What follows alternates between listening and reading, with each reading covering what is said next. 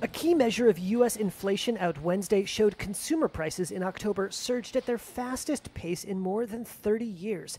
The biggest sticker shocks came from food and gasoline, and the data signal prices could continue to climb painfully higher well into next year as demand roars back but supply chains remain snarled. The U.S. Labor Department said the Consumer Price Index, or CPI, rose 0.9% last month after gaining 0.4% in September.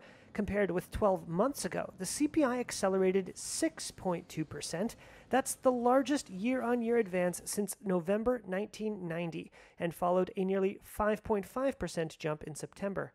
Even taking out sometimes volatile food and energy components, what's known as core CPI rose 0.6% in October from September and spiked 4.6% from a year ago.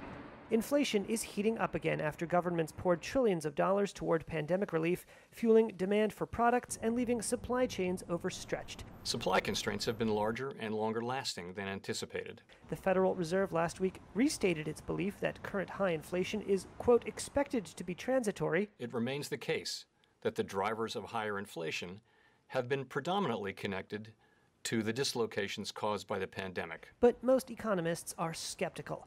One reason is that wages are rising strongly as companies scramble for workers. With labor scarce, companies are holding on to their employees. In another report on Wednesday, the Labor Department said new state jobless claims fell to 267,000 last week. That's the lowest level since mid-March in 2020, when mandatory business closures put millions out of work.